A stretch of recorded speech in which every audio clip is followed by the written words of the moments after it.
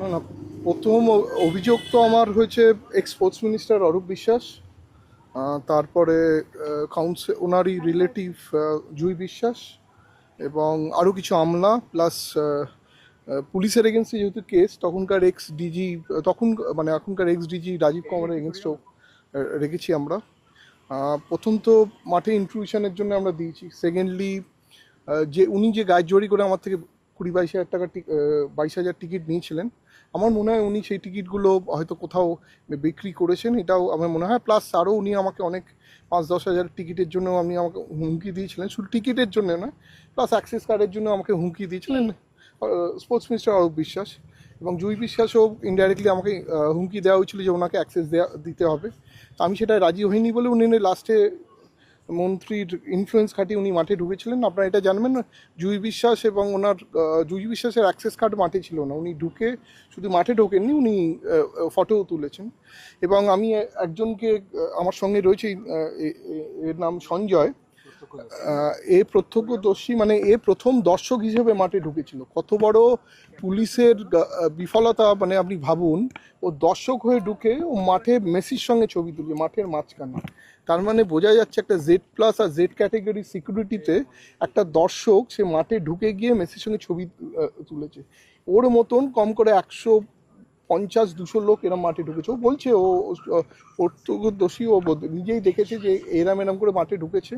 এবং ওর কনসিয়েন্সে লেগেছিল যে আমার মতন একটা লোক যে একটা ইভেন্ট এত বড় করেছে, তার উপর যে ইনজাস্টিসটা হয়েছে, ও আমাকে অনেক দিন ধরেই বলছিল। তখন আমি বললাম ঠিক আছে, আমি যেদিনকে FIR করবো সেদিন তুই থাকিস। ও আজকে আমার সঙ্গে ছিল এবং আমাকে বললো কথাটা। এবং দেখুন, একটা Z ক্যাটাগরি Z+ ইভেন্ট যেখানে chief minister, x chief minister chief guest হওয়ার কথা ছিল, তাতে যদি এই ধরনের মানে সিকিউরিটি কম্প্রোমাইজ হয়, তাহলে বোঝা যায় যে আমাকে কিরমভাবে ভিকটিম বানানো হয়েছিল। বেসিক্যালি আমার ইভেন্টটাকে স্যাবোটেজ করা হয়েছিল।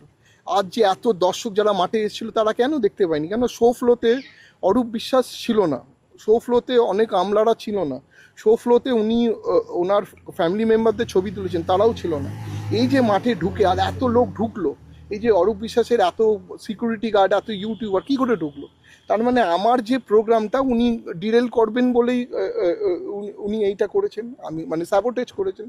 এবং পুলিশ, যেখানে আমি ডিজিকে 4 দিন আগে ইভেন্টের গিয়ে আলাদা করে বলে দিয়েছিলাম যে মাঠে লোক ঢোকবার চান্স আছে, সিপিকে বলেছি, জয়েন্ট সিপিকে বলেছিলাম, ওনারা তার মানে মন দেননি। কেন, আমি যখন ওনাকে অ্যাক্সেস কার্ড দেওয়া বন্ধ করেছিলাম, উনি তারপরে আমাকে হুমকি দিয়েছিলেন মাঠটা আমার, আমি দেখে নেবো।